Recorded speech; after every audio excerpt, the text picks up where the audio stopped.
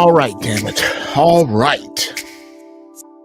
What's happening? What's happening? What's happening, people? What is happening there in YouTube and Twitter land? It's your Uncle Jeff. Glad to have you. Great to know that you are here. Welcome, welcome, welcome, welcome to the First Church of Holy Shit. Oh shit, Spark One fell up in here. What's going on? How is everyone? I'm hoping that your Mother's Day finds you well. I'm hoping also that if your mother is in the land of the living, that you're finding some time to wish her a happy Mother's Day. If you are dealing with your mom being on the other side, just know she is still your mother and closer to you now than she was in the flesh. To the ladies out there, happy Mother's Day to those of you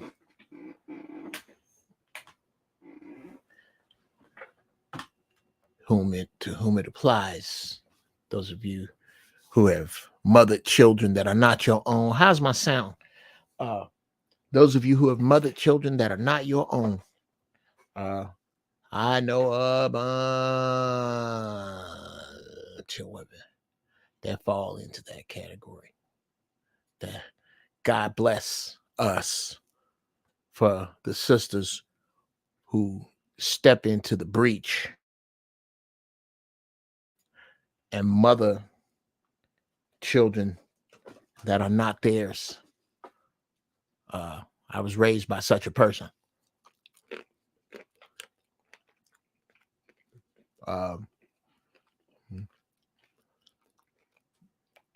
We're going to get off up in it today.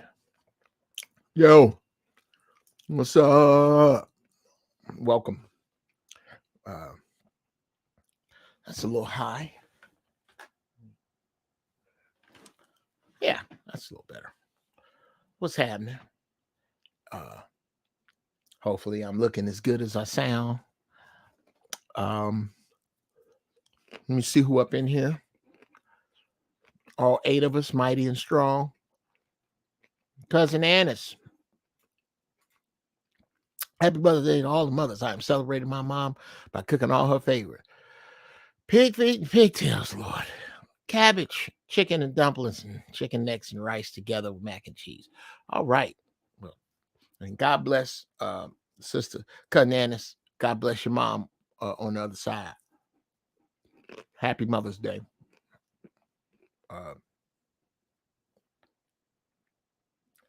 Little things come off the blueberry. Ain't as good as the blueberry itself. Johnny West, Brother True, what it do? Welcome. Glad to have y'all in here, man. We're going to get off into Mother's Day in a minute.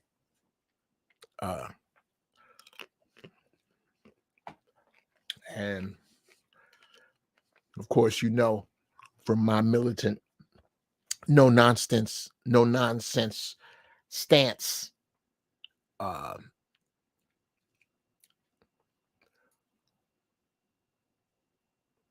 Cortez, Don Philly, YouTube, Pappy, Blue Haze, Antoine.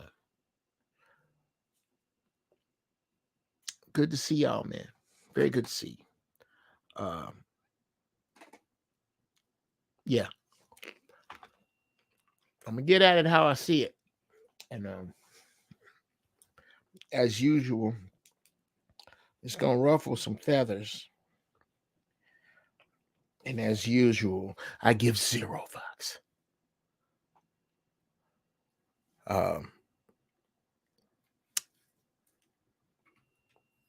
Here at the First Church, y'all know how we started out. Somebody fucked up and told me that God was everywhere.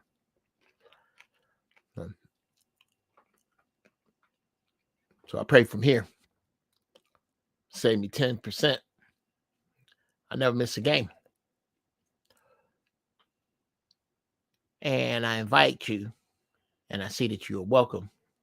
And it would appear that you have, at least today, saved 10% on your soul insurance by switching to Don't Go.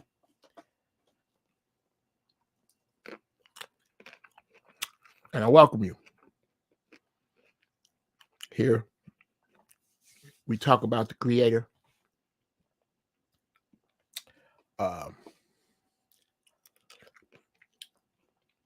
Without a name, because in order to believe that the Creator has a name, you have to believe a man.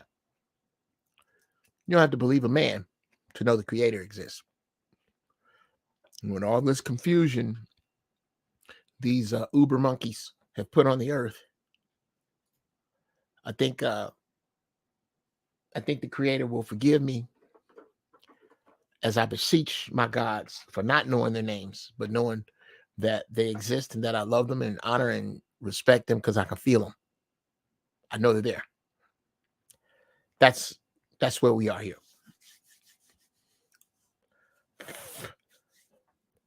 We come in total ignorance as children. And I'm gonna put that in my prayer, which I'm about to do. So also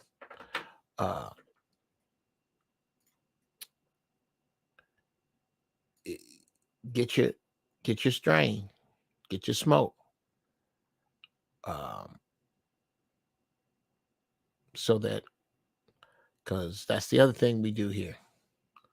We're gonna take a pull, get above the clouds so we can really ingest what's about to be put down. Today's strain, Jackarare. Now,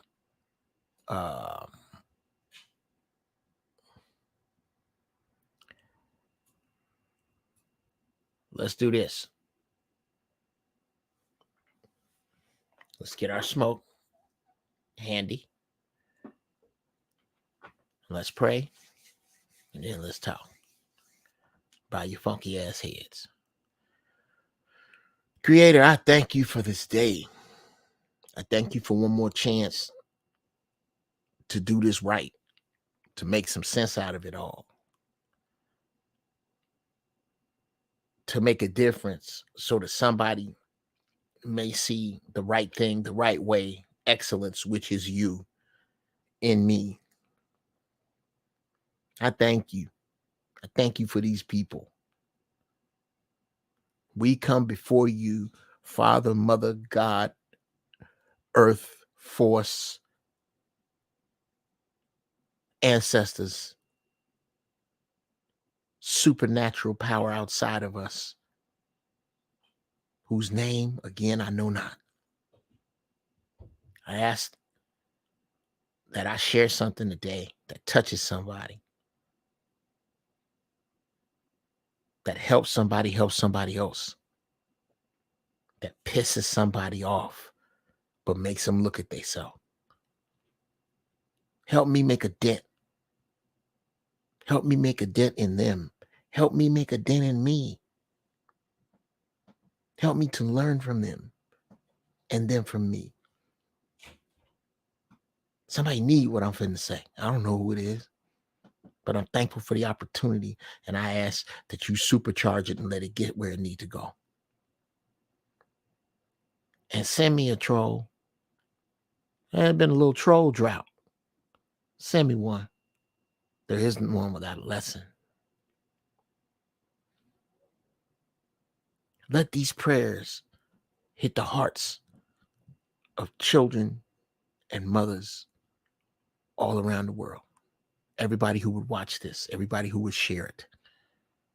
Let it help them. Oh, you already know. You made me. I'm finna talk some big shit. But help me help that shit stick.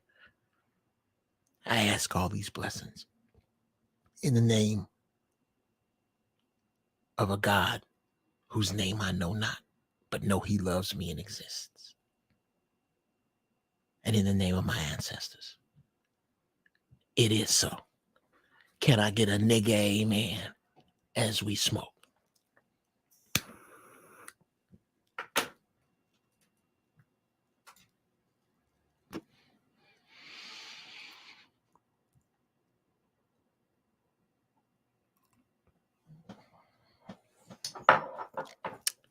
And off we push. Off we push. Oh, Zen Master done fell off up in here. What's going on, Top Show? May I say, light it, don't fight it. Light it, don't fight it. There's a song there somewhere. Okay. I'm going to find that. Yeah. You see that right there? There's a song. Write that song, Jeff Brown. There. I'll cut that, put that there for me. All right. Now, let's get off into today's sermon.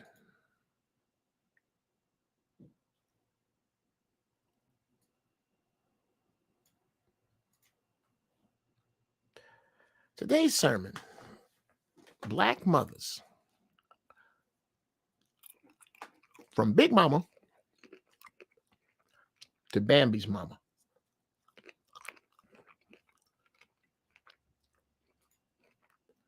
You know,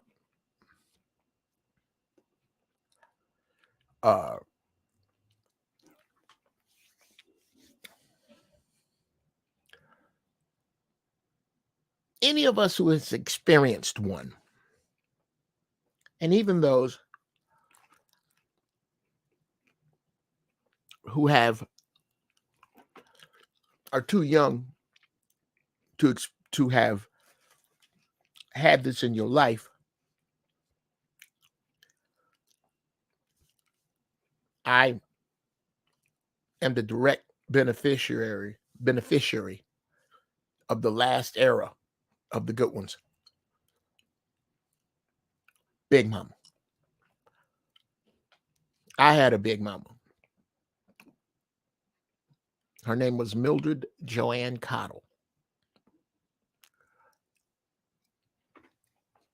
The biggest heart that happened to carry a 38 when she wasn't carrying a knife. My grandma. My grandmama had a beautiful knife. She opened that son bitch up and let you have it too.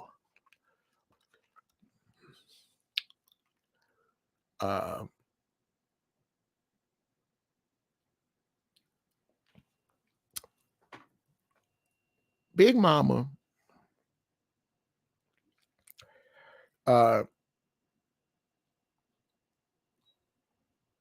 minus the food, watch the movie Soul Food. Big Mama was this warm, loving person that glued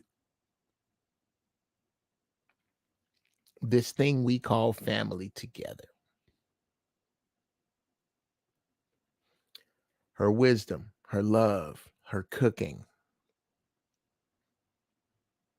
her warmth.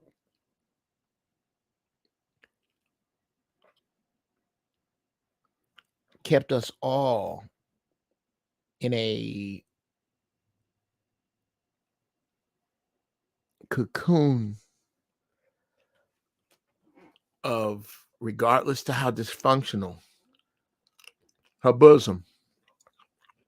Yes, and Master. Something about them Big Mama 45 double H titties. You put your head on them. All your worries disappear. Your worries disappear right into Big Mama titties. They just, something about Big Mama titties. Bill Withers had grandma's hands. I think I'm going to do Big Mama's titties. Yeah. Big Mama titties.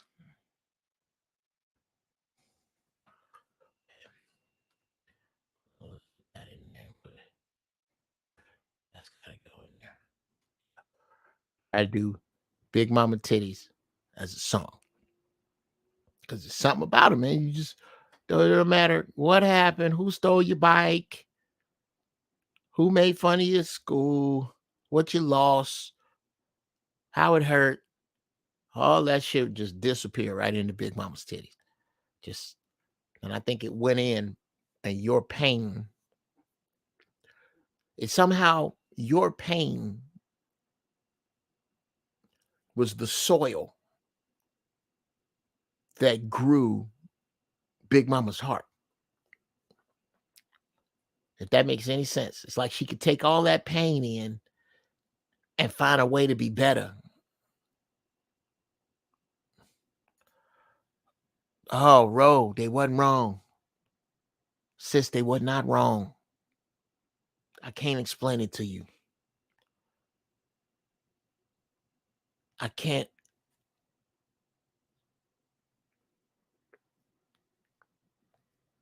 I can't. Yeah, Tim. Yeah, Tim.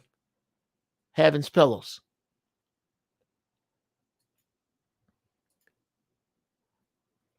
Collecting rainwater for all her plants and then walk out. Come on. Come on, top shelf. They wasn't wrong, Ro.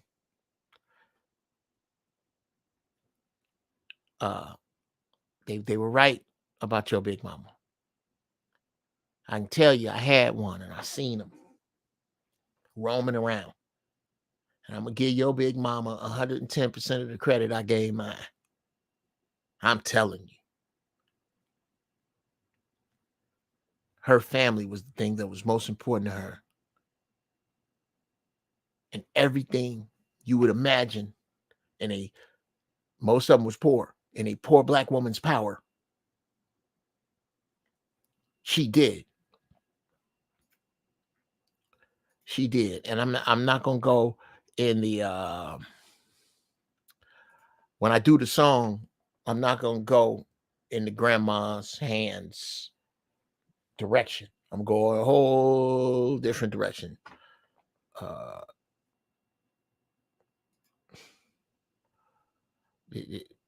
Shout out to Bill Withers, though.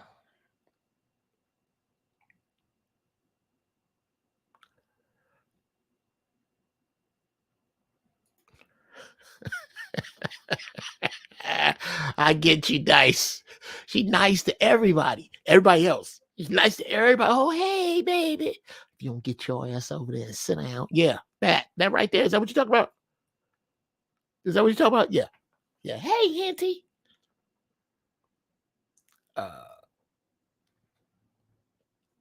Yeah. This was Big Mama. And Big Mama had that station because back in the day, Big Daddy was around.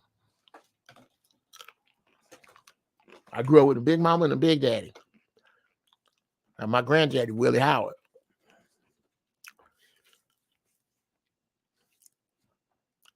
Man, a few words. He wasn't doing that much talking.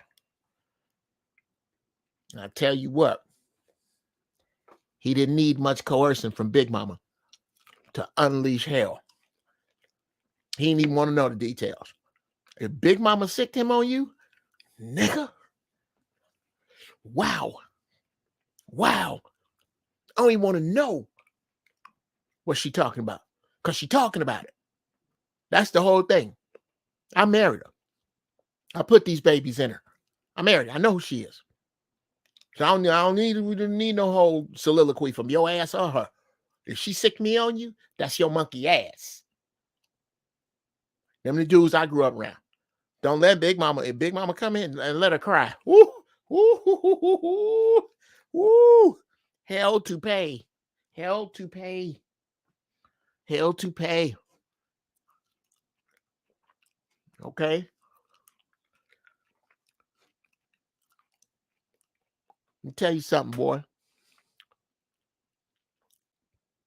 Your mama's tears will fill the rivers of hell. Do you understand me?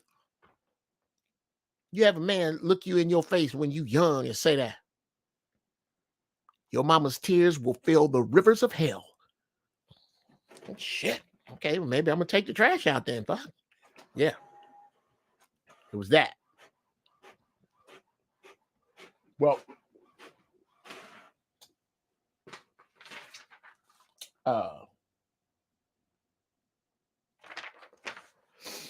Big Mama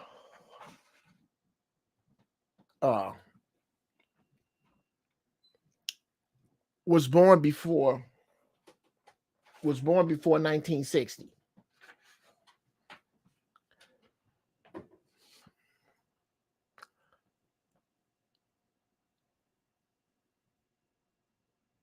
She was born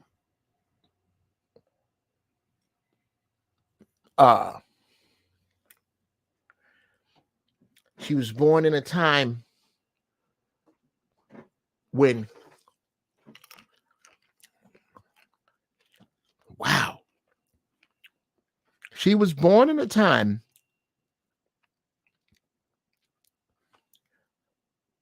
when the women before her represented all the peace as a people we had.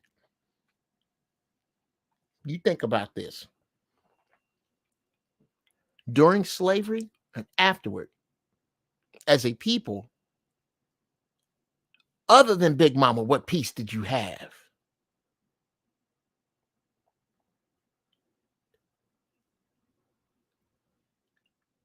This horrible dude here, this oppressor of yours, would not allow your father to make peace.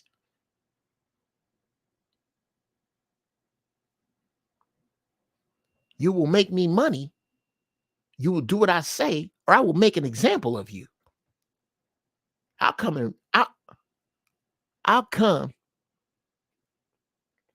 and sex out your wife right in front of you against her will.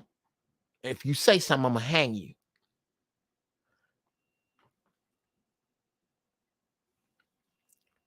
She brought peace amidst that, brother. Amidst that.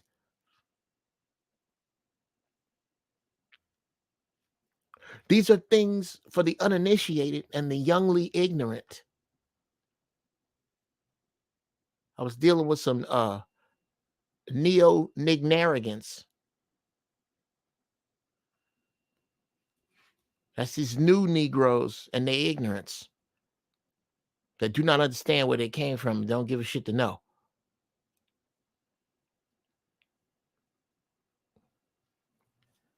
Last night, in this one room I was in,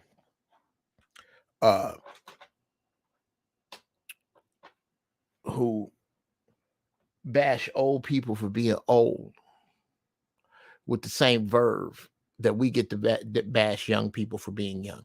You don't get to do that. That's our privilege. Anyway,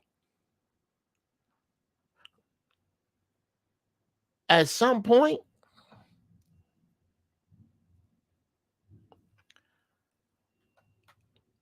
a metaphysical shot rang out.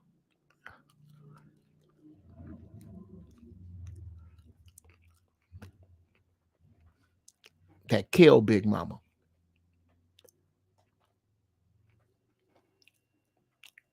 And like most deer in the wild, she could smell it coming, but she couldn't see it.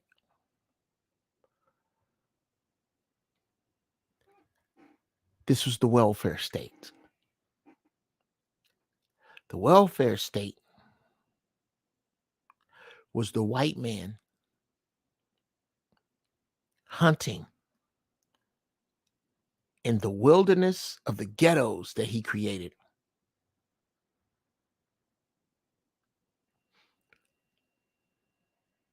Looking not for trophies or for meat. Oh, he found meat. The NBA, the NFL. He found meat.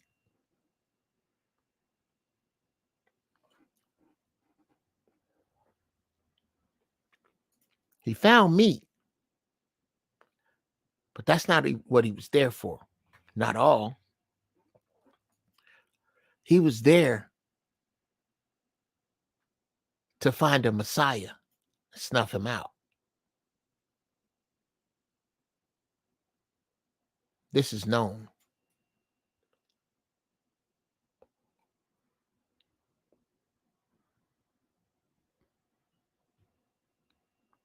And as if her job wasn't hard enough,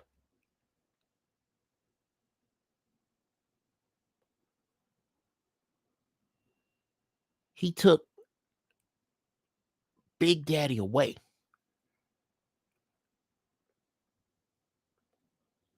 Which was a shot to her.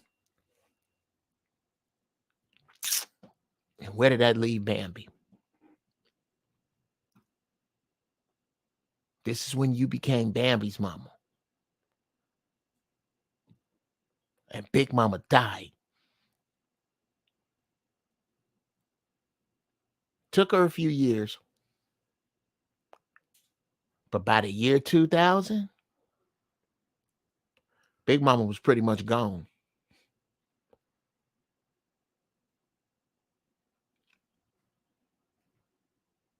Big Mama was gone. By about the year 2000, she had died out.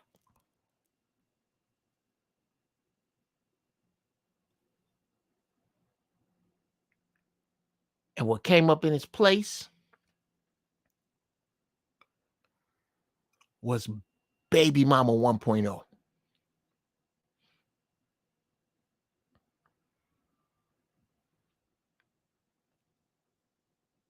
Right around when right around the welfare state. Right around then. When girls would get pregnant out of wedlock, they stopped sending them down south. That used to be a thing. If you wound up with a baby before you were supposed to, they treated that shit like a virus.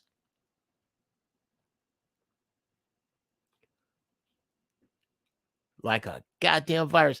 They got yeah, we're not gonna let the happening of it, the talking of it, or the influence of it around the other, not just the other kids or the other girls, the other people. The other people, Jimmy Rucker, that's who they was keeping safe from this having babies outside of this social paradigm. Yeah, brother. Yeah, brother Top Shelf. Banished from the village.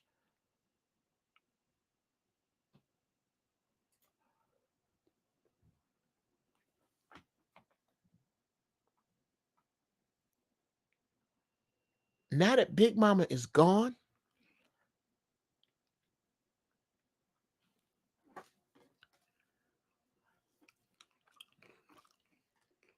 you're dealing with the remnants of Bambi's mama.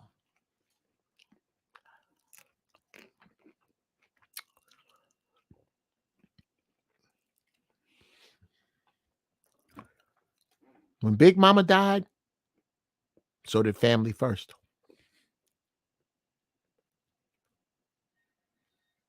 So did on a grand scale, cooking for your family.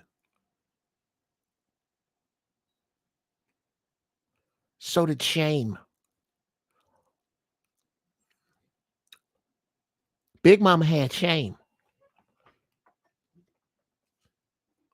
You wasn't finna see Big Mama drop shit. Okay? The only thing Big Mama dropped like it was hot was an accidental pan of muffins.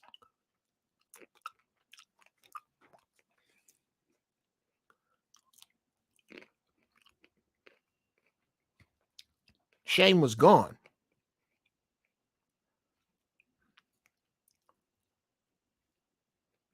Them words of wisdom. Let me see if I can find it right here. We pop this back up. Top Shelf says she was that one person you could go to for advice and not judge you on what you did, but gave words no one else could. Bruh, look, don't make me cry. Real talk.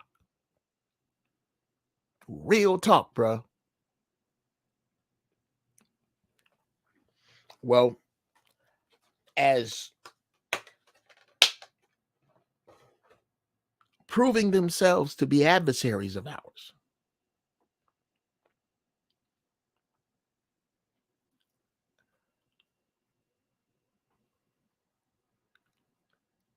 Using intelligence and academia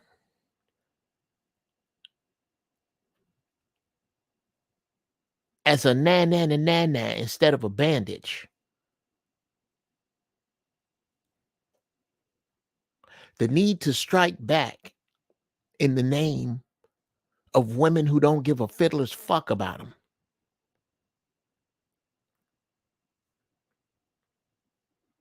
A whole new mother was created.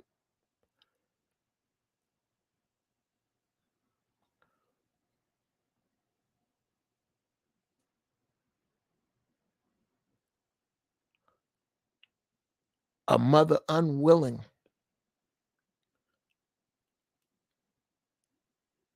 to find anything but malice in her heart for the men her age who were led astray by the same horrible son of a bitch.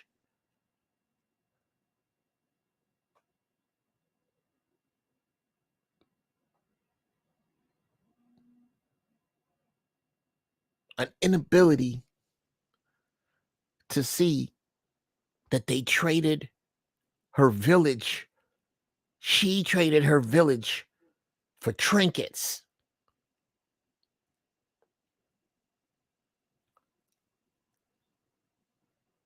She traded her village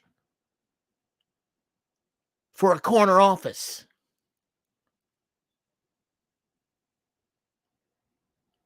She traded her village for accomplishment. She traded her village because the village wasn't accomplishment enough as a barometer.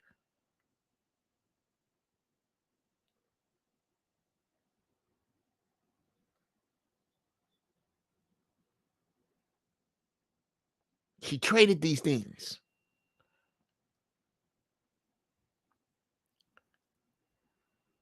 And while her wisdom, her spirituality, and her expertise in the field of endeavor given to her by the same oppressor that ripped up her fucking village, she excelled. Not understanding the whole time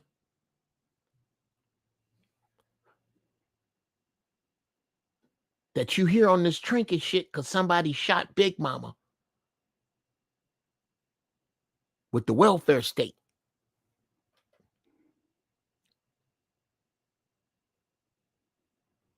No way to see all black men to unsee all brothers as adversaries.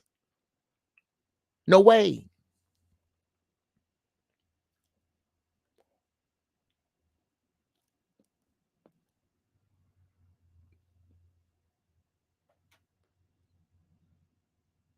No way to see them as anything other than something to be hurdled, something to draw, someone to draw swords against, someone to be antagonistic to and with and about.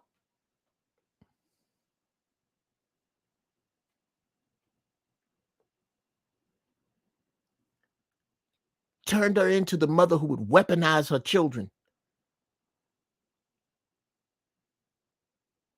against the father.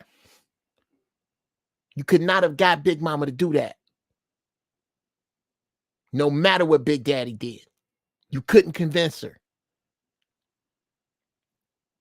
And this is not to exonerate any man for any wrongdoing. This is a pure and objective look at what the hell happened to Big Mama. And the attempt to bring some kind of understanding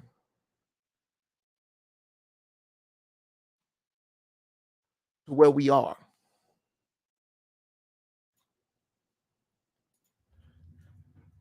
This is not uh this is not an attack on anyone as much as it is a call to arms for everyone. It's a call of arms to everyone that we need to try to get back there. And it's going to be hard. Why? Everybody say we need Big Mama back, but don't nobody want her job. Don't nobody want her job because the position of Big Mama don't lead with ass first. The position of Big Mama don't lead with sexy first. The position of Big Mama leads with wisdom first, and love first, and guidance first, and experience in keeping a unit together, to gluing a village together with your peace first. A connection, albeit circumvented and ran through Christianity and back. A connection to the Creator purely and on behalf of your family first. Those are the prerequisites of Big Mama. Now, she was supposed to be fine to attract Big Daddy so he could make some kids.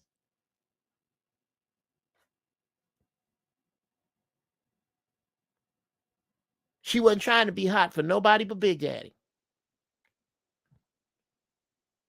It wasn't that important to her that a whole bunch of other men found her attractive. As a matter of fact, she understood that she wasn't for a whole bunch of other men. So that wasn't even on her mind.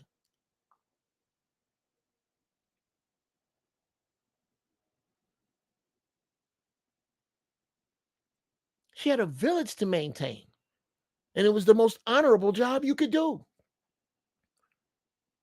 Many of you want that honor, but you don't want to what come with the station. You want the station.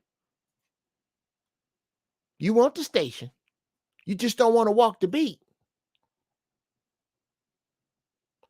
Don Terrace, you don't want to walk that beat?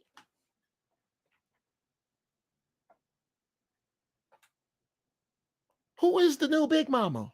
Who is she? If she could please stand up. The new sister that says, you know what? 40, 45 years of sexy is enough. Now, I'm not trying to look like a weathered hag. I'm going to eat well. I'm going to exercise right. I'm going to get in touch with the Creator. And then I'm going to use what he gives me to make them better. I'm going to openly share my high mileage vagina mistakes with the woman behind me. Because that's what the next Big Mama going to do.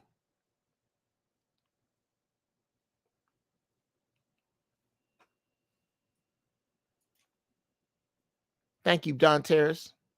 Special shout out, as a matter of fact. Let me do that right now. Special shout out to my wife, Mrs. Brown, for mothering my children.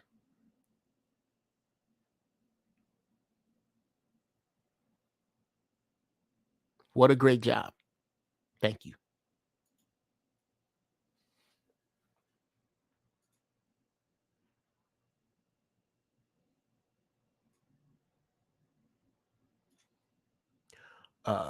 Shout out to Zero in the chat.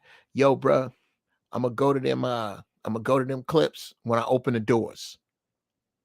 Yeah, I'm gonna go to them clips when I open the doors because I haven't seen them. I don't know where they started in. I think that'll be dope for us to get to together. So yeah, thank you for those. I got some clips for y'all in a minute.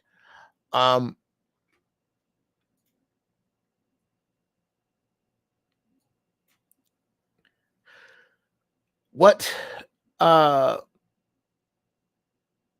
we're looking at here,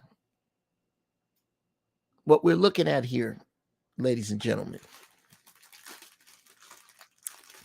is the longest social experiment in human history. And I am merely highlighting the Black mother's part in it.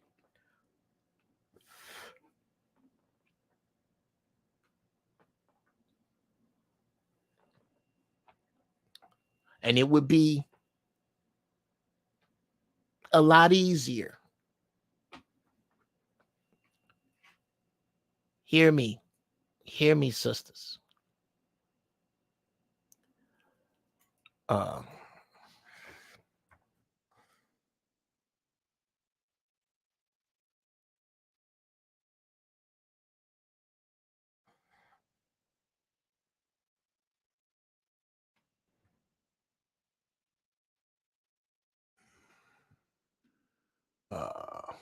Let's do this. And okay. It's not gonna let me do that. So I'm gonna have to come up here and change this. And there we are. Back at it.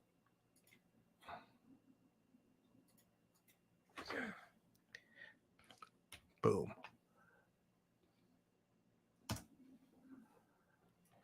Boom. And platow. There we go. All that shit you need to know is going right across the bottom. GB Funny Style is the Cash App. You want to throw a nigga a piece of change for doing a little something strange. Like telling the truth, unabashed. Life coaching, you need it. Beats, I got it. The horribles that you help hide are the problems. The horribles that you help hide are the root of your problems with us. Dear, grounded, insightful, engaging, earthy, classy, elegant sisters. And I'm going to give that to every sister that hears this. The root of your problem, the murkiness between you and Mr. Right,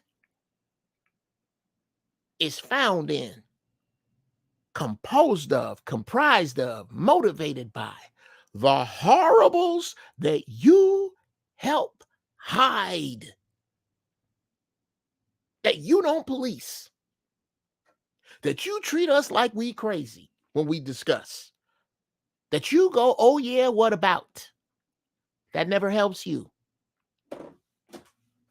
Please understand, men do it too, never helps you. Oh yeah, what about? Never helps you. It doesn't. It is of no use to you.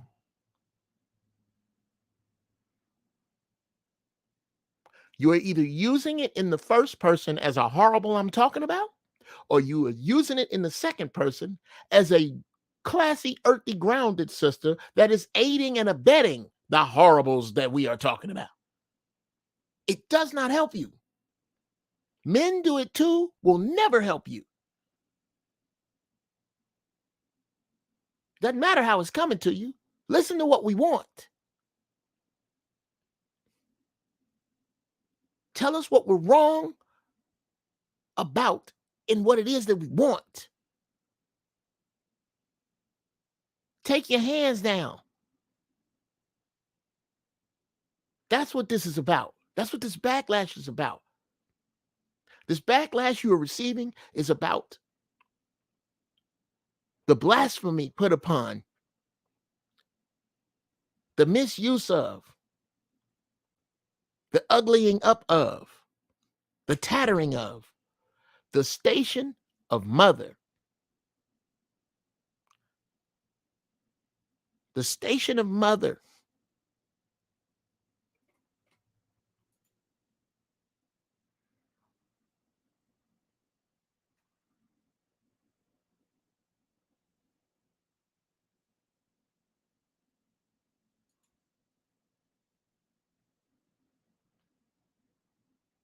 God bless you, Brother Calvin. I feel that. Let's talk to that. Hey, man, is this your first time in here? I'm gonna open the doors of the church in a minute, and you can come in here and talk. Is this your first time in here? No, man. Man, say the new big mamas is Nay Nay, Lay Lay, and Nay Nay in them. Yeah, yeah, yeah. Nay Nay is a big mama. Lay Lay is your big mama. Yeah, yeah. Uh,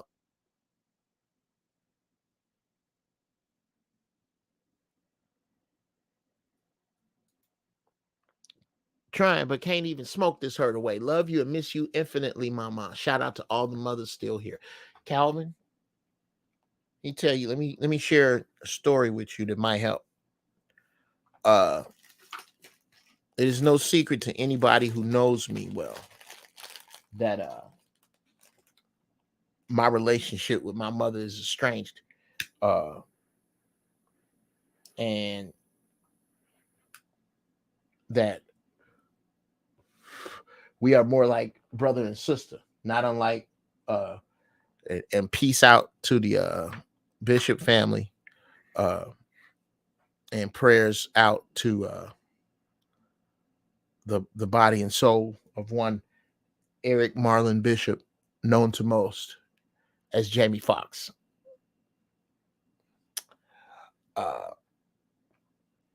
Brother Calvin, and thank you, brother. I hope this helps. My grandmother essentially raised me. And when she died, I was actually in Africa. I had to fly back here. Oh no, I was on my way to Africa at the time, and I had to cut that trip short and come back here. And I flew in for a funeral, and me and the other woman who did a great much of the raising, my aunt, my aunties, that was the closest relative, blood relative on the earth that I ever had to me was my aunt Jackie. We had to deal with the funeral arrangements because everybody else was towed up. When I tell you this is a woman who mothered and raised way more kids than she had. Real talk. Real talk. I'll get to that, Anthony. Real talk.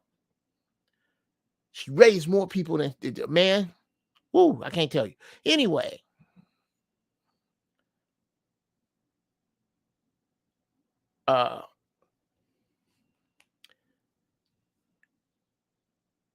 We had to do the body, right?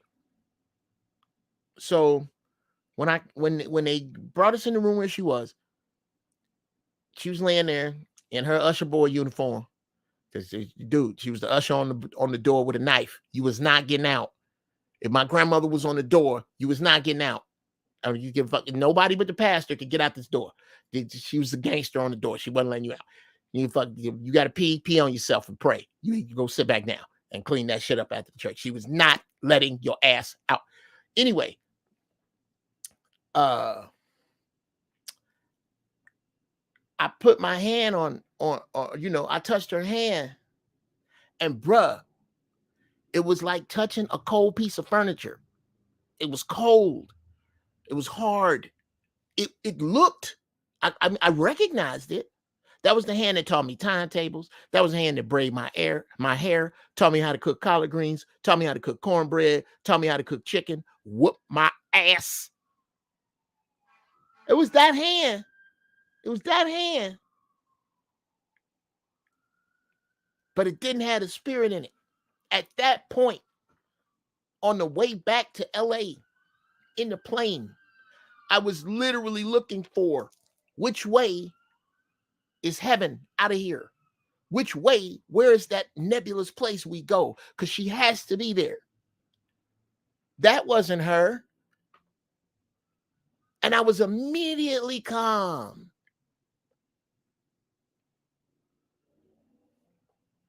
I know what you're talking about, brother. I know what you're saying.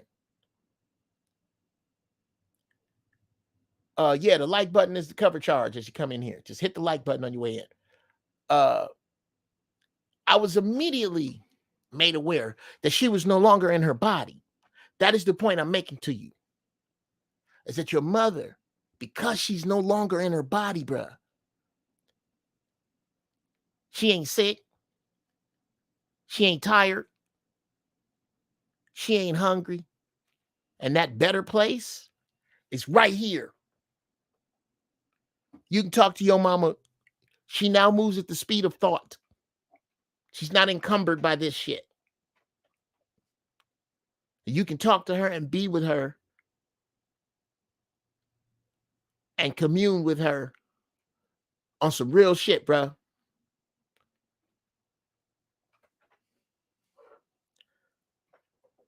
On some real shit. Big Mama was the doctor, teacher, therapist, cook. No shit. Hey, man. Love you back, Daryl. Love you back. You know, it's my city. God damn it. Goddamn Harold's Chicken on 71st. I used to be up in there. Oh, wee. I used to chew the cup, the coleslaw, can coleslaw. I used to come in a paper cup. I used to chew the cup, nigga. That's how oh, goddamn.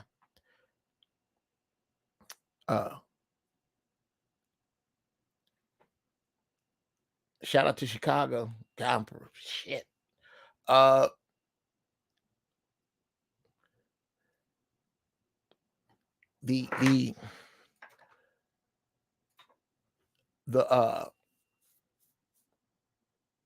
The point is that this is this body is just a way to get around.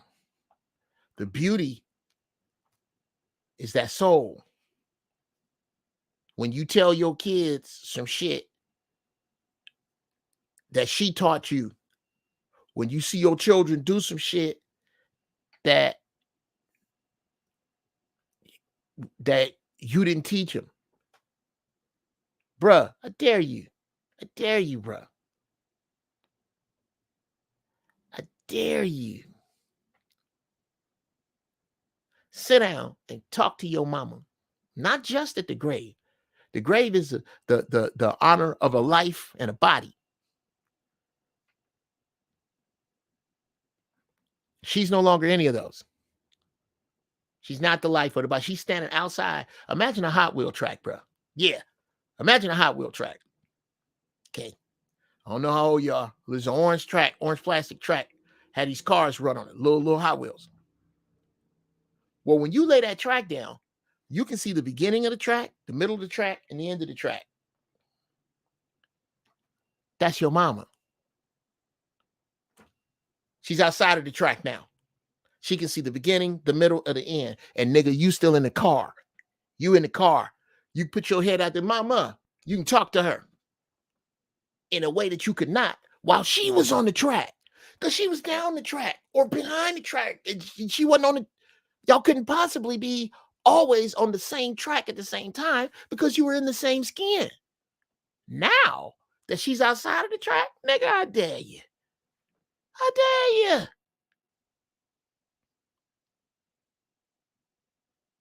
That's the real talk, bro. I hope and you don't know what you just did for me, bro. I appreciate your wisdom. One love, brother Jeff. Absolutely, man. I'm so blessed that Big Mama is still here at 93 and in complete and sound mind and body. Yeah. Yeah. I dedicate my life to making hers easy now. My man. My man. And I can't tell you what to do, Calvin. Calvin, that's the most honorable thing you can do. That's beautiful. To serve.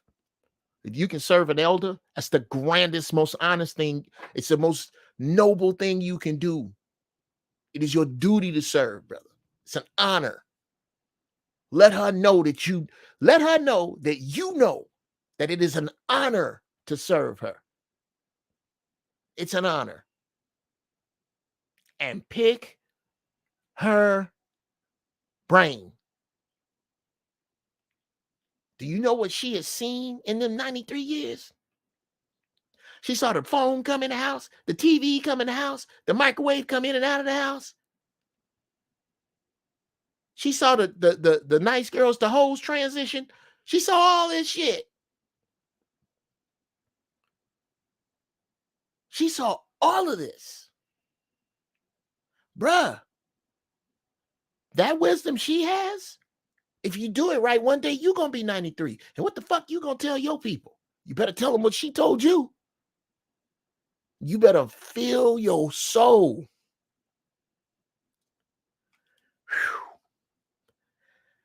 Fill your soul. Yeah, that's right. If you hit yourself over your left eye right here, it stop you from crying. Fill your soul with the knowledge of that woman, Brother Calvin. Listen to her. All her stories, no matter how much she repeats them.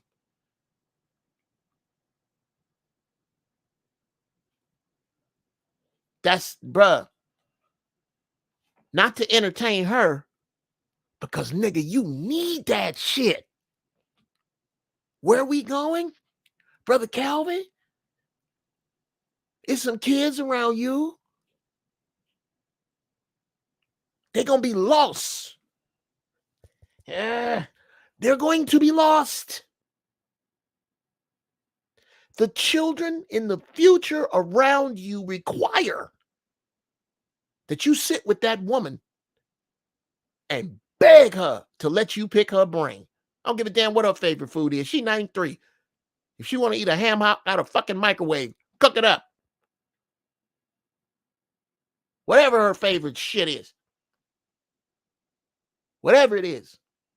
I'm not talking about her raising you, Calvin. I'm not talking about that. Bruh, of course. Some of that's in there. I'm talking about actual Big Mama. What was it like for your first day of school? What was it like? Where were you when segregation started? What was it like? When you was 30, what was a good time? When did you know you needed to be serious, Big Mama? When was playtime over? Oh, baby, playtime was over when I was born. You might get some shit like that. But whatever you're going to get, bruh, go back through this video and ask some of them questions, because you're going to need to pass it on. I mean, I love you, brother, but I'll be honest with you. You doing what you doing. I ain't even give a fuck about what you doing. I'm talking about the people you going to touch, Calvin. They need that shit. Because look where we are without it. Look. There's a group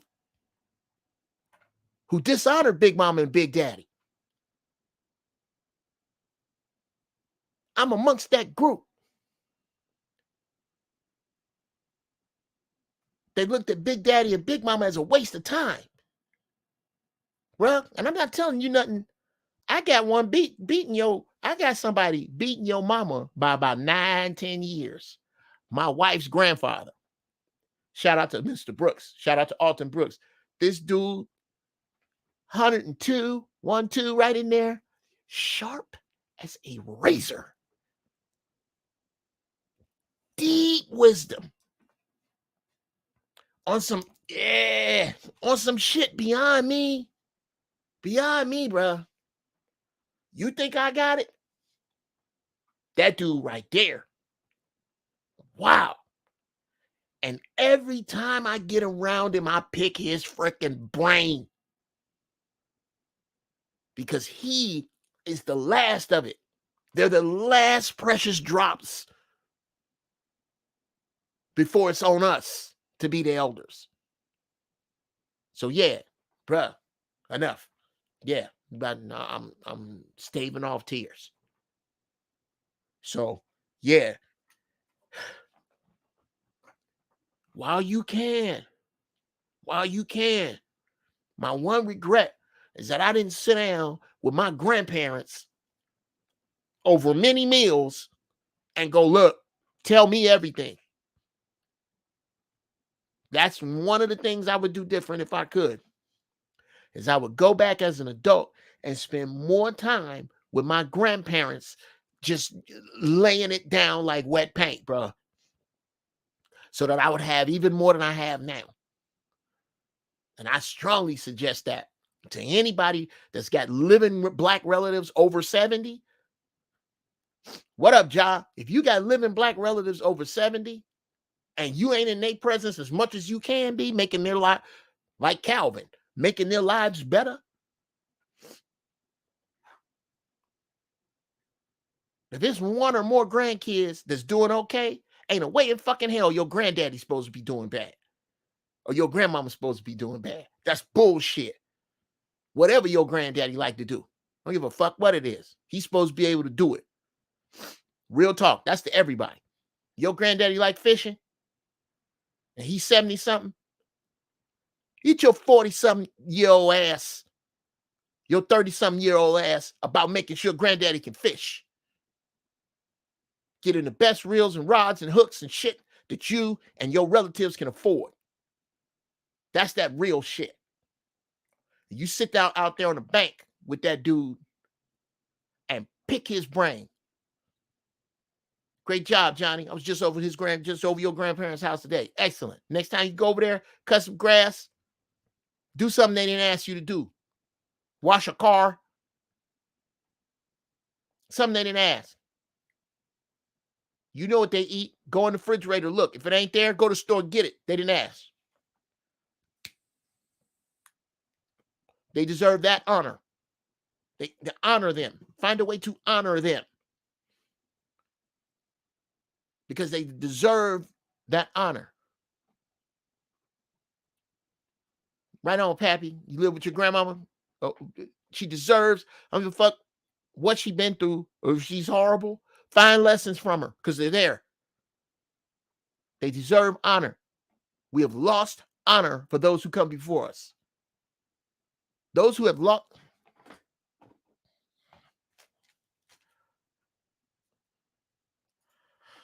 I'm finna drop the biggest funky ass bomb in here. And then I'm gonna put some music on for a few minutes. I'm gonna go down, make me a cup of tea. I'm gonna open the doors of the church. I'm gonna let you some bitches in.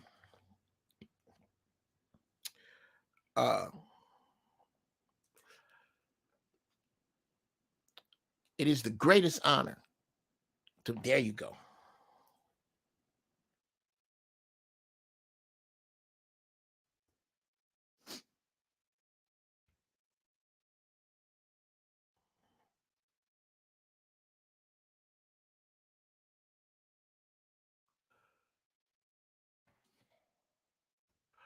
Okay.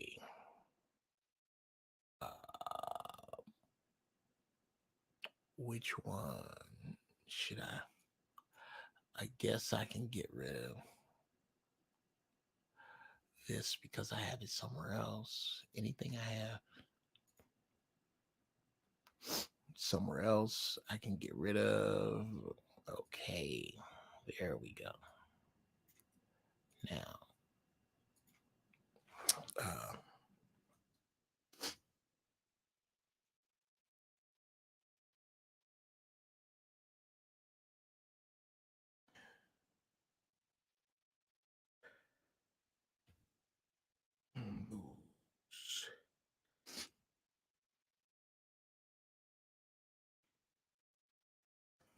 yeah, this is worth the wait. This is why I can't. Yeah.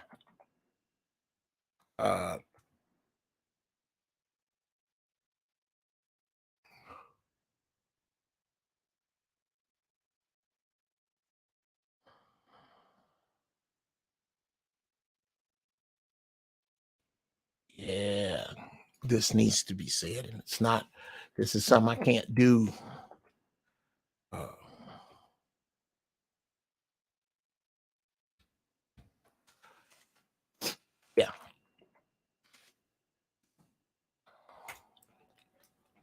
Those who have lost honor for all those that come before them. I'm talking about all of them. I'm talking about the ability to take no advice from, and you're right, dear young people, my generation fucked off your generation. Your shit's hard because my generation and the generation before me dropped the ball. They dropped the ball. And I'm sorry for that. And I am amongst the few brothers my age that will come up and say, I'm sorry. I'm sorry. We did it. But those of you who have lost all honor for all of us that come before you, those people are by default lost themselves. There is no way you can be found and on the right path if you have lost all honor for all of those who came before you. I'm not talking about the horrible some bitches that don't deserve honor. Oh, yeah, there's plenty of them. Nobody? You can't listen to nothing that come before you? How the hell, where they do that at? I'll tell you where they don't do it. NASA, the military industrial complex, the prison industrial complex, big business of any type. You can't name a business that entirely eschews everything that came before it because you can't live. You can't survive that way. That flies in the face of adaptation. That flies in the face of adaptation. A need to never be wrong and never fail. That's why I smoke the best shit. The need to never fail and or be dead wrong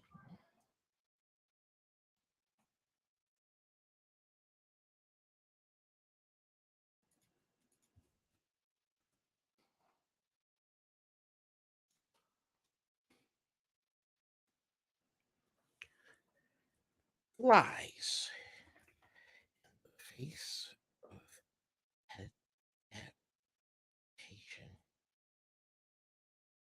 which kills. I tell you, y'all should be damn shit here. The need to never fail and or be dead wrong. Oh boy, did I fuck that word up. Okay, hit it with another one of them. And hit that with that. And hit that with that. And there you go. Lies in the face of adaptation, which kills growth. The need to never fail and or be dead wrong flies in the face of adaptation, which then kills growth. You ain't never wrong. You always wrong, but you, wrong, but they, wrong, but I. You can't just never take wrong on the chin, then you cannot adapt and grow.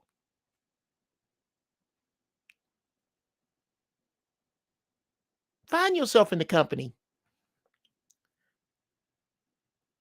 of someone who's never wrong. If you find yourself in the company of that same person 5 years from now, and they have that same philosophy, the only way they can grow is wrong. The only way they can grow is crooked and twisted.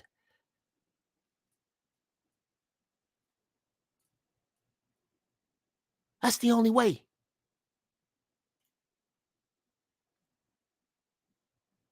That's the only way, Zometheus. They not going to grow. How the hell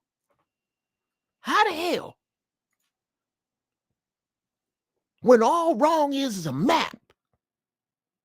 Wrong is a map. Wrong is don't go that way. Wrong is don't do that again. Wrong is not quite.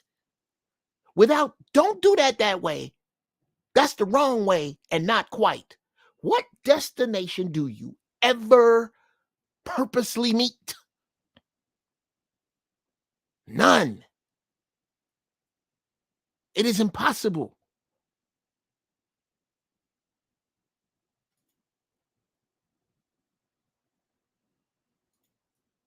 It's impossible. There's nowhere to go. How you gonna get there if you don't do this? You know what you're gonna do? Boom. No, you're not gonna correct back. You're not gonna keep going over there. This was the way. Your ass is over there.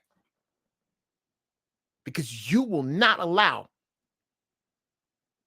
yourself to be corrected. This is how you wind up raising the dude you don't want. And blaming it on the fact that he just like the dude that you laid under. The dude that did not take it from you. The dude that you gave it to willingly. This is how. And again, this is no, I didn't come here to bash black women today. I came to point out what has happened to the station of mother. That the station has been corrupt. That it wasn't, that unlike police officer, the station of police officer has never been anything other than oppressive to you. The station of mother was not. It was hijacked. And now everybody wants the praise, respect, and accolades of the old badge while they wear the new badge to the fucking club. The old badge of mother had no interest in the club. She wore the badge of mother proudly. Many of you wear it in backhanded resentment and jealousy of your very siblings because you somehow think that you are in competition with them.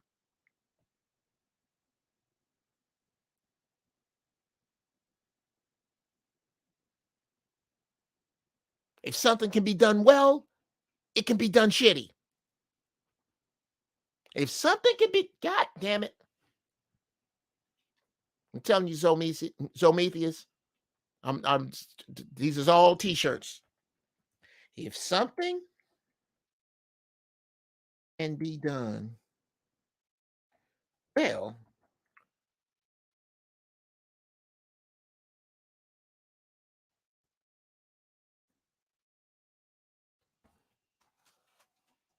you son of a bitch.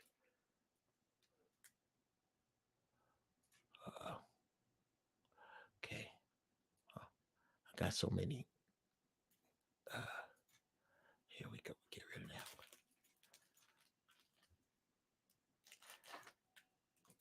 Look here. If something can be done well, it can be done shitty. Shitty is the opposite of well, is it not?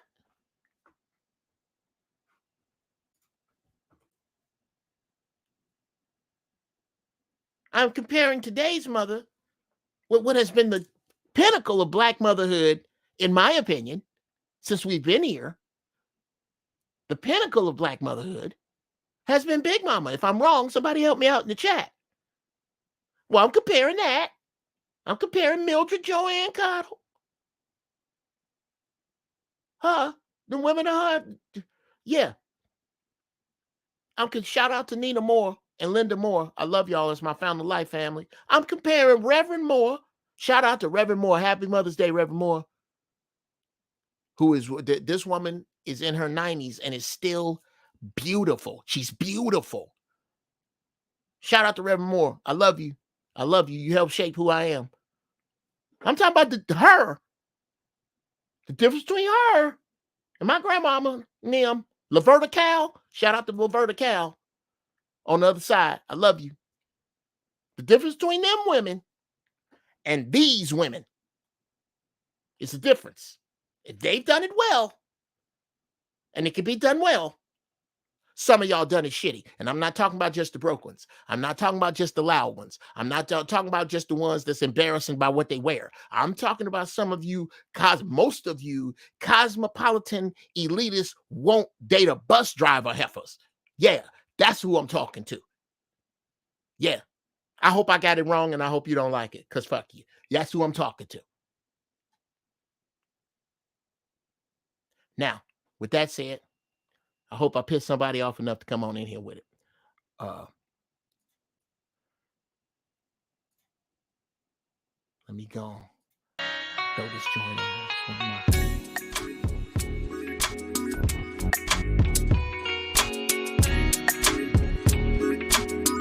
What would Janet say? As in Janet Jackson.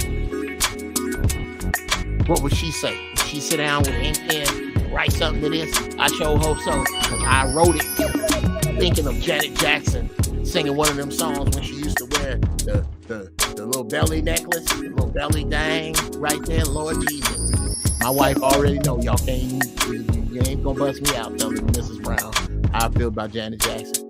Janet Jackson, me and Janet Jackson, we've been together since Different Strokes. She just don't know it. Well, that's what I'm gonna play this song while I get me some tea real quick. And in the meantime,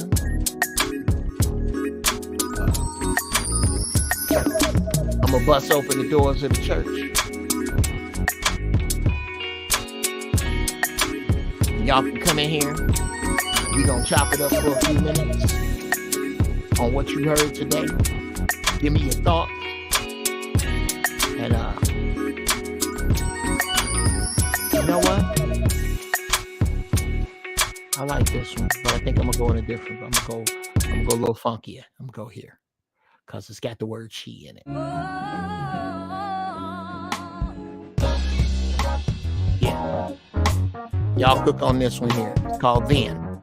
All these beats right here. Yeah, y'all already know, right? That's it. Okay.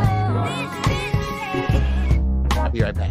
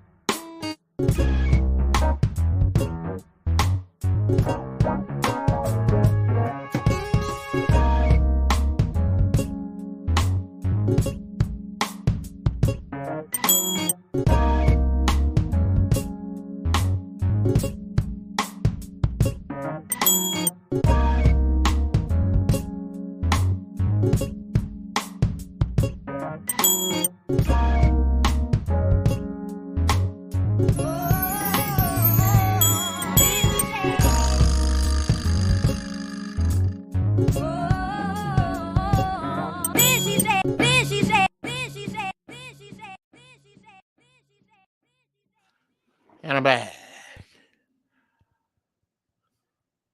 All right, people.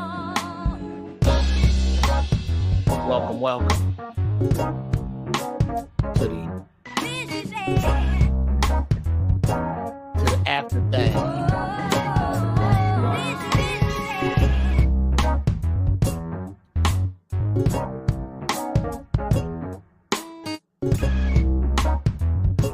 Thank you, Don T. She getting big, cuz. She getting big. Okay. I'm gonna need you to, okay. I need you to send me okay. If they have an all-white boy, I want an all-white boy. If they don't, I want a boy. I want a rambunctious boy. I'm talking about one of the dopest things in the world. And then we're gonna get back into the show. Share a little bit too much of my life with you.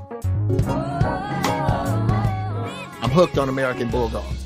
It's my opinion that you can search the world over and you're not gonna find a better breed of dog than an American Bulldog. They're the shit. I say that because the one I have, my booba, but she getting older. And I'm gonna always need something that'll tear nigga ass up for coming through. Well, turns out, way on the other coast, that cousin I told you that is the shit that I fell desperately in love with in 10 minutes. I met Annis in 10 minutes. Nigga, we was talking. It was like we had known each other 40 fucking years. She has the male equivalent that's almost a digital copy of my dog. Well, that dog has sired some puppies. So we gonna keep it in the family. I'm gonna come get my puppy. I claim that in the name of Jesus. I'm gonna come get my puppy. My puppy over there, waiting on me. It's in there. It's cooking in the belly. Maceo. That's the name of Maceo. I really want to name him Octane, son of Diesel, but that's my son's hip hop nickname, and he can rap his ass off. Y'all look for Audio Push. The more is bad. I'm not just biased. They're dope.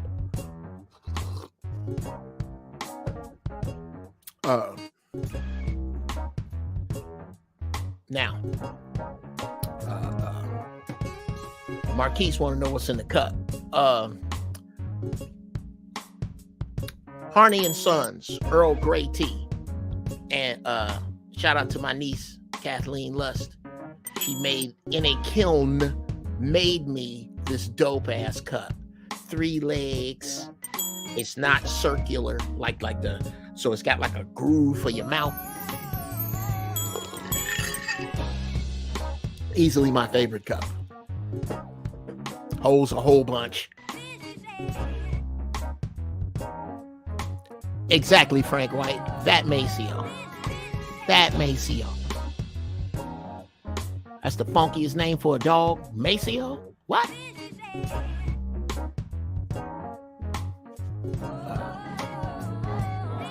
That's a funky ass name, straight up. Maceo. I would name a son Maceo. Maceo Brown, nigga. Maceo James.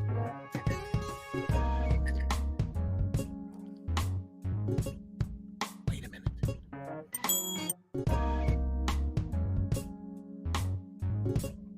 Did I just come up with a pseudonym under which to produce music? Maceo James? Oh, that's funky. That's funky. Maceo James. How you doing, baby? Maceo James. What's happening? That's my alter ego from now on. I'm gonna rock Maceo James. I dig it. But yeah, that's what's going on with that. Now, with that out the way, let me bring into the fold my brother. Yeah, that's how I'm gonna start splitting up the show. Zero is all avatars doing the talk. ladies and gentlemen, coming to the show, stepping up in here is I hope you still here, John. Let me know if you're still in here. Coming up in the show is a cat that I have had the extreme fortune of falling in with, fellow devil dog, fellow wise man, been through some shit, fellow conspirator in the next shit. My man Zero. Zero, what's happening, man? And what's on your mind? What's what we've been talking about? What's up, brother Jeff? Hey. Hey, man. Hey, you again. You dropping it so eloquently. You know, it's not much to add on. You know, that was I just dropped a couple clips in there that kind of accentuated some of the things we was talking about. But I mean, other than that, bro, I mean, you hit it right on the nose, man. I was watching. I've been binge watching that this series called Snowfall. Have you ever seen that? Oh, man? brother, Snowfall is the shit, man. You know, as you was going through, you know, speaking on what you were speaking on, I was kind of, you know, going back to some of those scenes I just been. I only paused it to come on the show and holler at you, man, because I've been binge watching it for like the last 2 days, just chilling out, man. That's a deep dope show. series, man. Well, yeah, how far are you in? I'm to the point where the brother that lived across the street, that was the LAPD officer, where he had to execute him. Oh yeah, okay, cool. Because me, I don't think I'm even that far, and I'm not one of them people who you can fuck it off because you tell me shit that's gonna happen. That's so juvenile. Okay. I need to be surprised. Shut up. You talking about spoilers? You spoiled it for shut up. Yeah. Yeah. Sit tight, Spark One. I got you. Look at Spark One coming up in here with his avatar all funky. Okay, there we see. That's what I'm talking about. Look at that. That looks fire as shit. Okay, yeah. I'll let you in here, but if you're a regular, you're supposed to be flying your colors. You're supposed to be dope because we talk about dope shit in here. Absolutely. What's up, Spark One? Not much, man. I've been on a little journey for a little while, man. Okay. Turn your gain down. You clipping. That's studio shit talk. A little louder. Now say something. How about now? On the goddamn money. Go ahead. Word. Yeah, man. So me and a couple friends started a healing circle, and we've been doing that for a while. It started off as little game nights, and we've been coming together, man. Real inspiring, man. Okay, I gotta cut you off, man. You're gonna have to go way off the deep end, and I guess I was wrong. Turn your gain up just a little bit. I want you to go way off the deep end on what sit tight. Yeah, let me throw you in here, Johnny West. You up in here. Sit tight though. Sit tight. Spark One is about to just take off from the free throw line on a healing circle. And then I want to get back into how what you had at first adapted into what you have now. Go. So a friend of mine started some game nights at his crib, and we was all showing up, and we've all known each other for years in some way, shape, or form. I mean, we've all known each other for decades.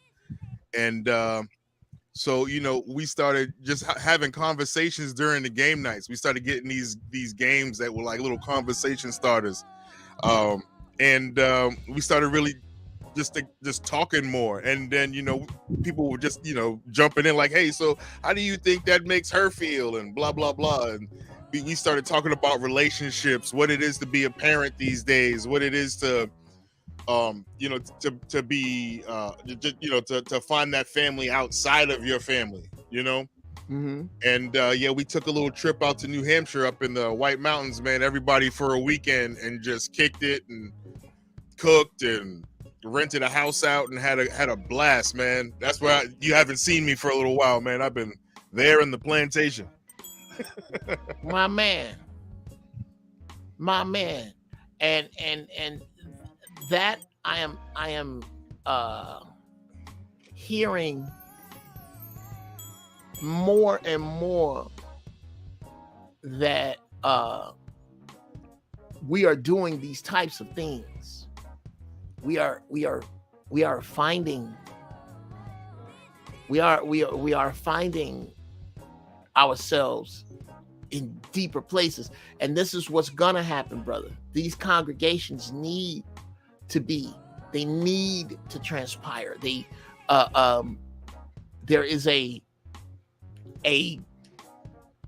collectioning, a gathering, if you will, of between the wise and the foolish, and it's as the gap widens, you're gonna have to step where you belong. What say you there, Johnny West? What's on your mind there, young Jedi? Come on up in here with it. Nothing much, man. Ooh, you breaking up bad, man. Are you on speaker? I got my headphone in. Okay, you got to get. I can barely hear you, man. Definitely. What about now? That's great. Yeah, now great. What's on your mind, brother?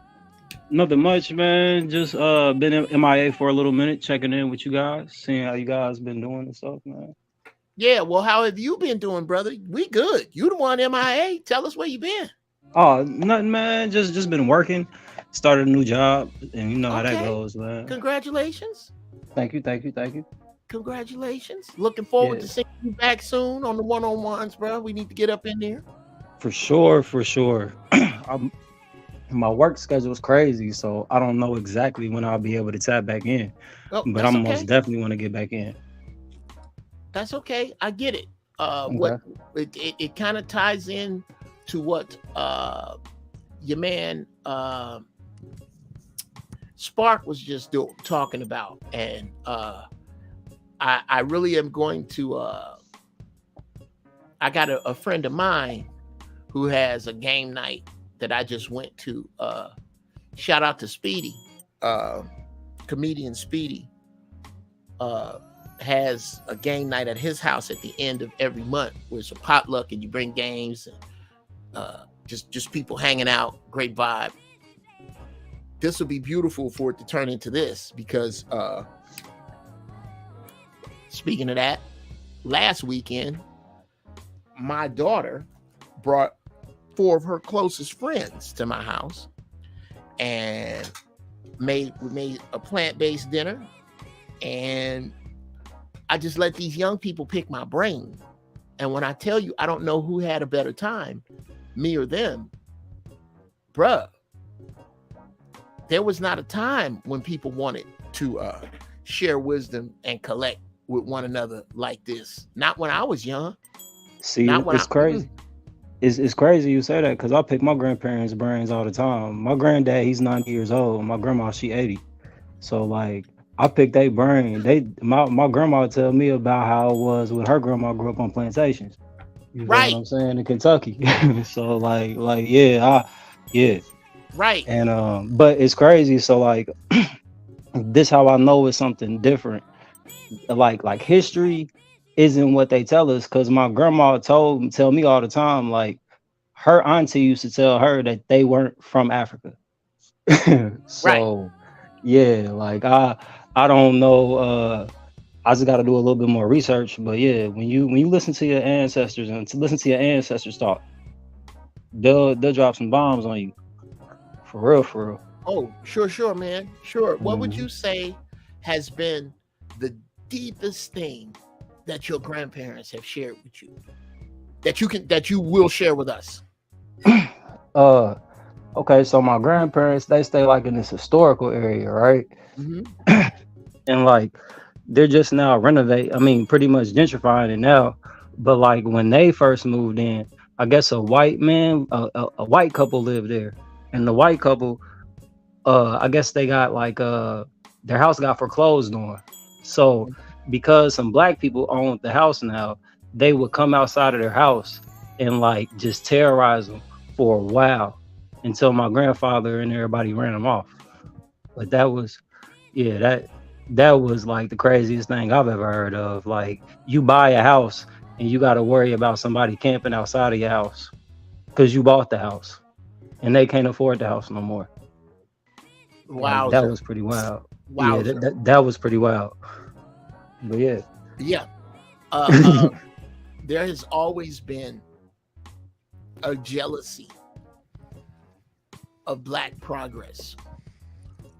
I was gonna say that sounds like a 70s Boston real estate story.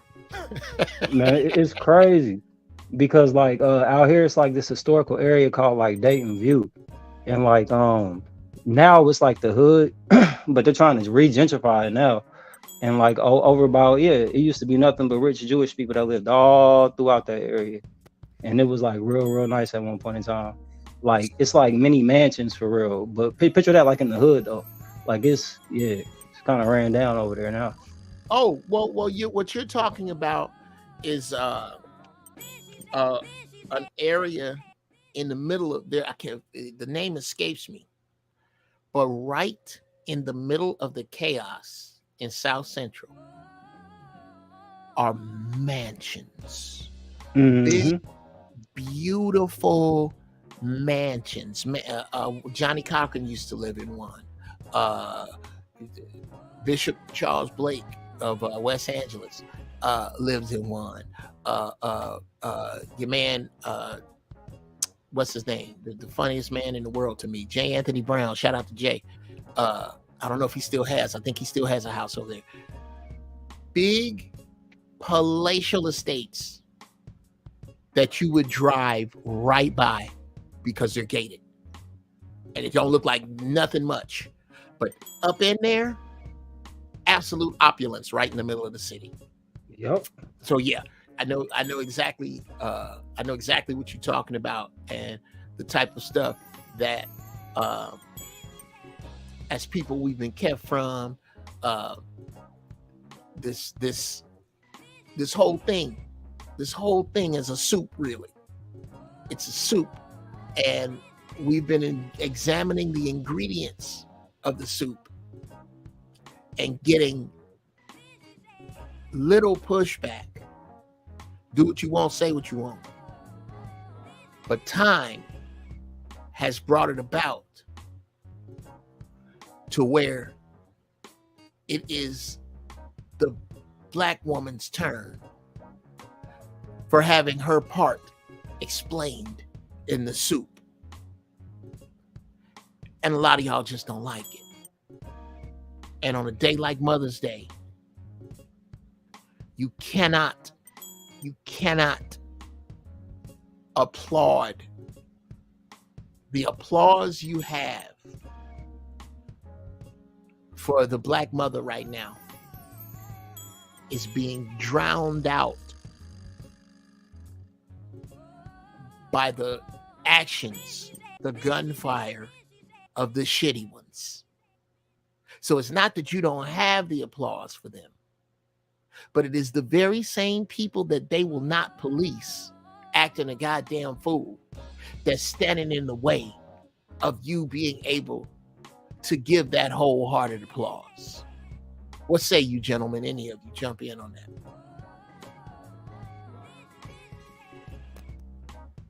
Are you niggas bashful now? Are you bashful? Well, no, I just think, it goes from that whole spectrum between Big Mama to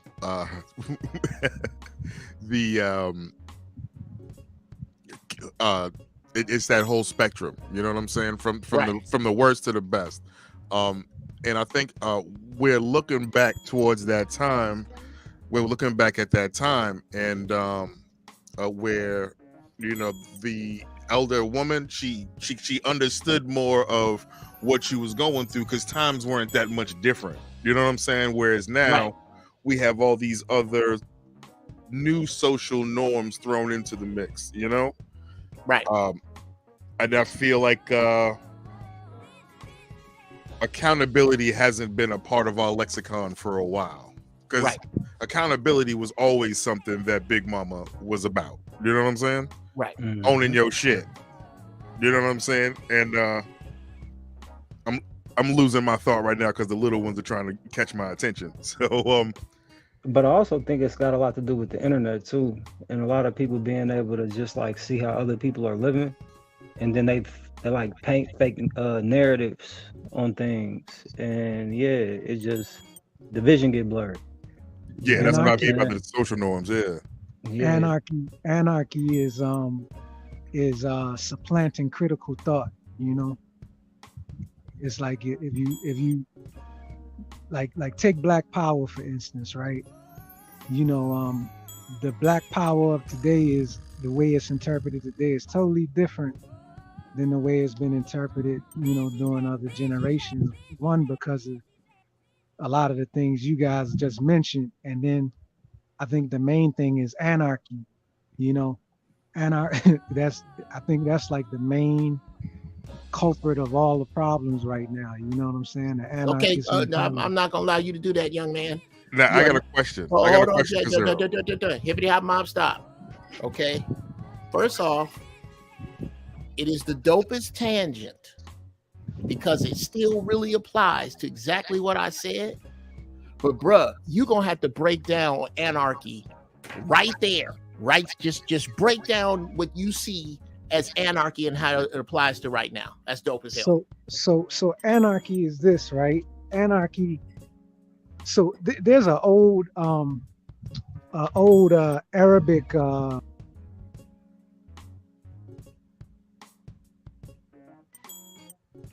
Parable saying. Did they snuff you out, nigga? Did they shoot you in the head? Where are you?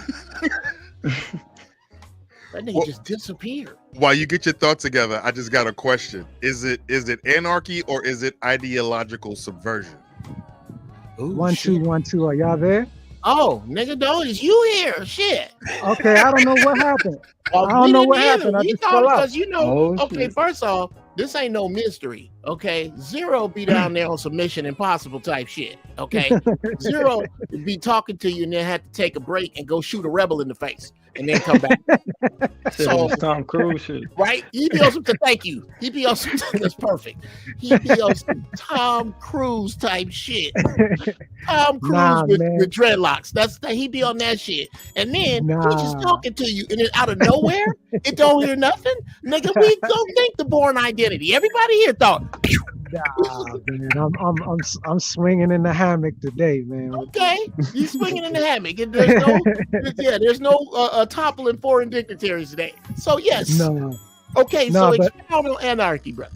So that proverb, right? I was talking about that parable or that proverb, right? It talks about it deals with the difference between a student and a disciple, right? And it basically how it breaks it down is a student is somebody that wants to take the book out of your hand and rewrite the whole history from their perspective. And a disciple is just somebody that understands that they just adding a chapter in the book. Yeah. You know what I'm saying? So anarchy a lot of the anarchy that we're seeing is just that. It's like people that just want to wipe away everything. You know, like they see shame. There's a lot of shame. There's a lot of people that are ashamed of Big Mama, yo. You know, like as much as we love her, you know, there's a huge contingent that's very. Then shot his ass again. To chime into what he's saying, I get what he's saying though, because a lot of the new age women, well, I'm not gonna say a lot of them, but when I hear some of the ideas and shit that they be bouncing off of each other on like the podcast and shit, it's like they do look down at Big Mama. It's like she wasn't doing that because she wanted to do it. She was doing that because she was made to do it. You feel what I'm saying? Where I'm like, nah, that ain't the truth. Because my grandma loved taking care of us. Yeah, there's You a get what I'm yin and a saying? yang. There's an equal and Yeah, yoke. right. My grandma, man, my grandma is probably one of the most loving people that I ever encountered in my life. You know what I'm saying? Like, it's a certain light that come off my grandma that I've never experienced, like ever. You get what I'm saying? Like, and yeah, like I'm gonna tell you, I'm gonna interrupt you, bro. I'm gonna interrupt you on some dope shit. that light coming through your grandmama that you see is the purity and strength of her soul so strong that flesh can't hide it. Right. Like I already know what it is. But a lot of women, I feel like that generation, they're lacking it because they don't want to go through the hard times. Like they don't want to go through the hard things. I mean, yeah, it's fucked up a lot of the shit that they went through to become Big Mama. But Big Mama is like the ultimate pressure. You feel what I'm saying? And it made a diamond. You get what I'm saying? Like that's the way I look at Big Mama. You Well, get what people I'm got saying? freedom. People got the interpretation of freedom real fucked up, because anarchy is like a state of disorder that takes place because of the absence of authority and control systems. So like in seeking freedom, people think it's just all about killing the discipline, the poise, the majesty, the grace. You know what I'm saying? Hold on, let me. The demoralization. That's why. Right. So this is why I would say it's more of ideological subversion than it would be anarchy. You know what I'm saying? Okay, fellas, hold on a second. You honestly see a difference in you don't think that subversion is a part of the whole? Well, all a part of the anarchy? Okay. Anarchy is from lack of authority, unplanned, whereas subversion is planned through decades of demoralization and social change. Okay, well that's where we differ, because I don't believe. So let me tell you where I stand with it, and I understand where you're coming from. I don't believe that I don't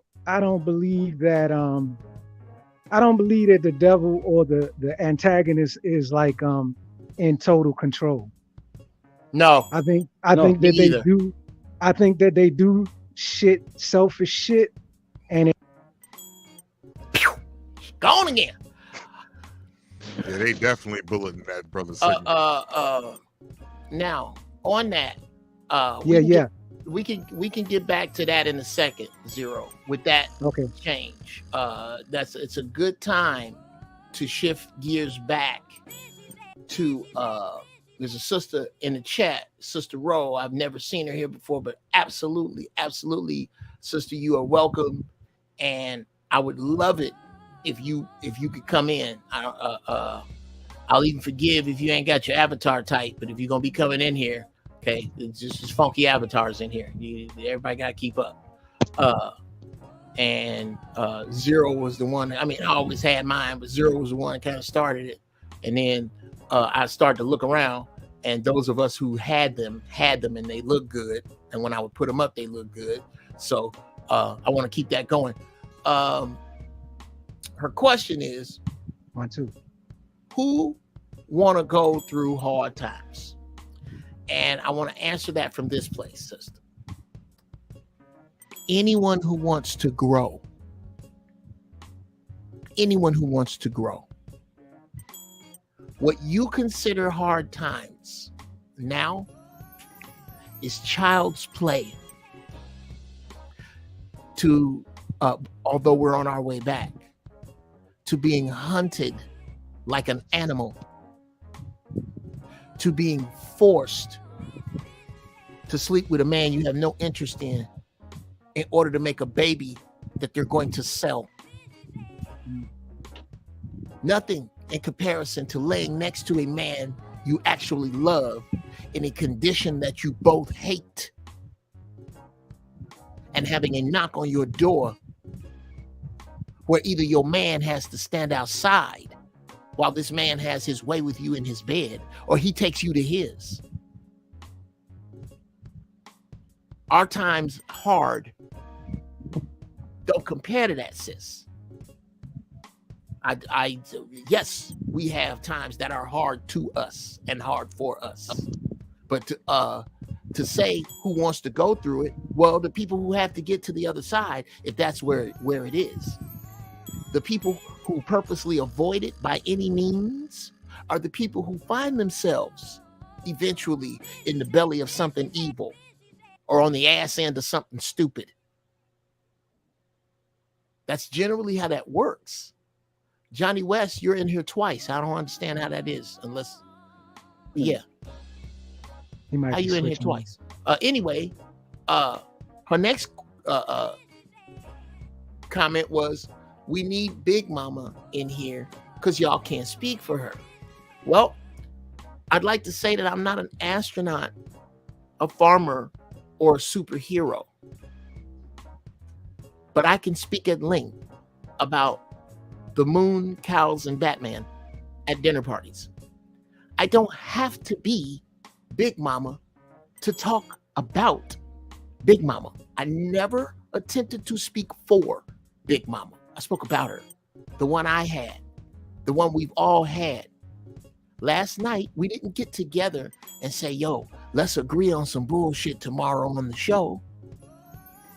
This woman really happened. This woman really was not held captive against her will. Not the one that took care of me. Not the one that, yeah. Yeah, I had to address that. And like I said, sister in love, you are more than welcome to come in. Go ahead, Zero. Yeah, I hope she takes the link and house, because that's why I chose the word anarchy versus critical thought, right? Because there's emotional thought, there's scientific thought. Critical thought is a balance of the two. So it's like what ends up happening. The reason why I know that it's not a planned thing is because what happens is that the antagonist is no longer the antagonist that started the dominoes falling, is no longer the one that we going up against. We just going up against anybody who thinks that in their mind that all Big Mamas was going through hardship, or that hardship was a negativity. Now, if you look at antiquity, human antiquity, soft times are very limited, in human antiquity. Like hard times make strong spirits. Soft times make weak okay, spirits. Well, yeah. What's that? Dude. Do you know that circle, Zero? That circle of hard times bring soft people. Soft people bring hard times. Let me do some research, because I can't access it at this point, but I'll research it real quick for you. Yeah.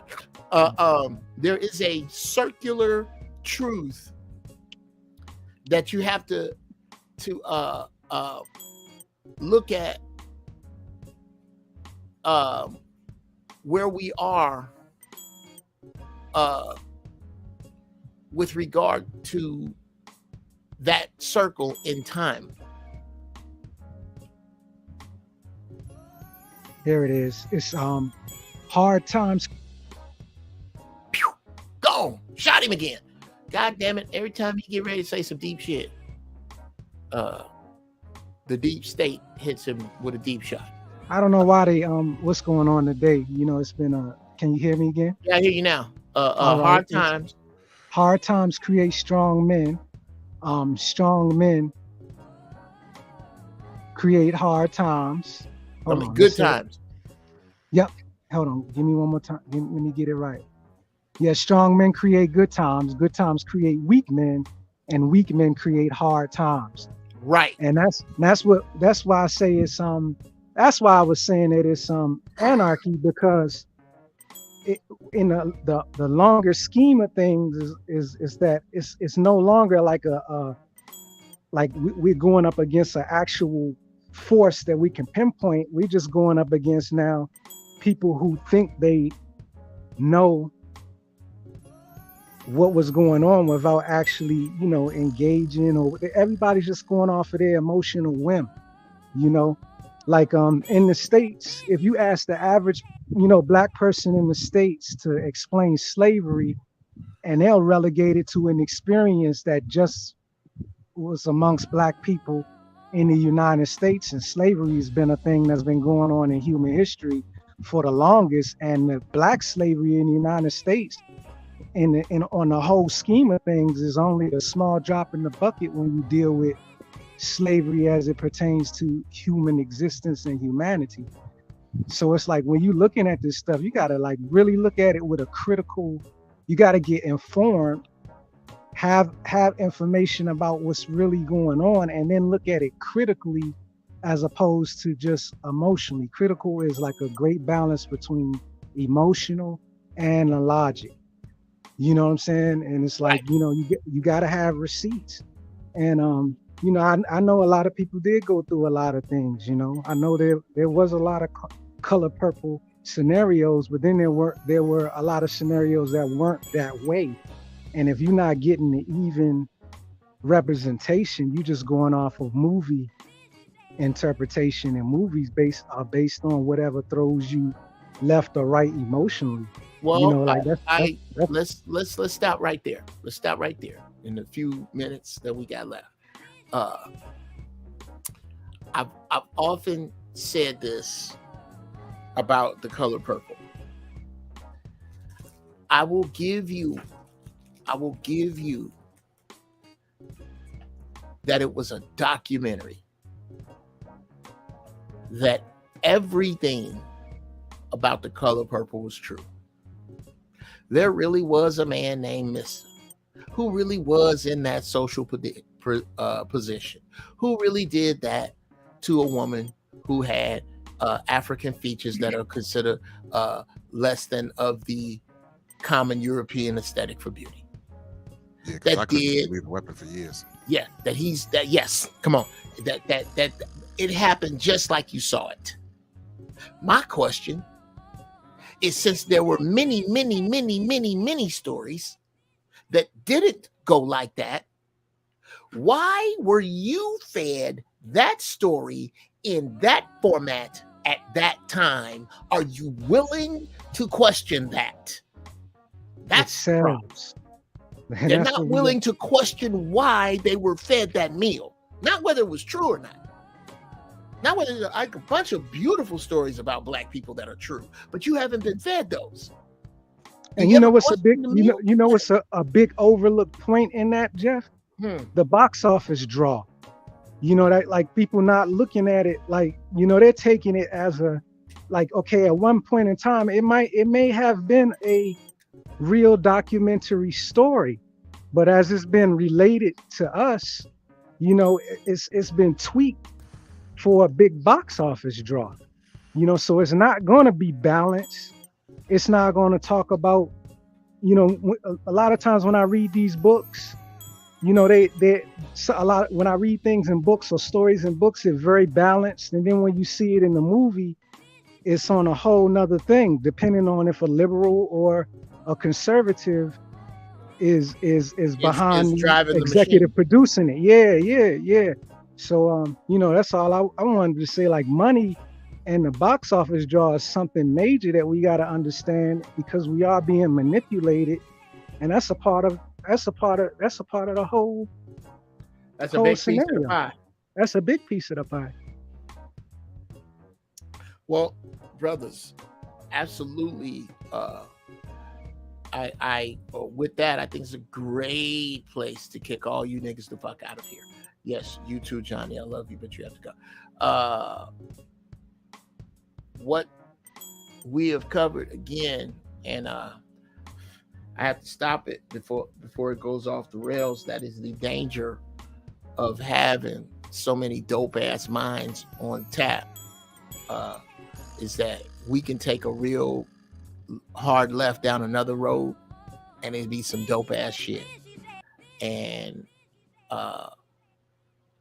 speaking of that, it has something that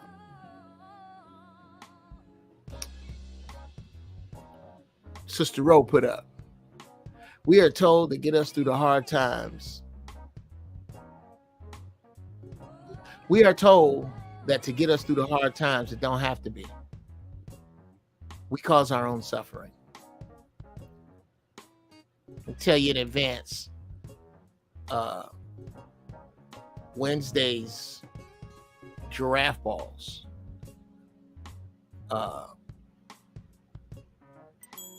I'm gonna tell you exactly what it's gonna be about, because you're right. We are really, we're really all suffering. We really are. We're all in the same horrible goddamn blender.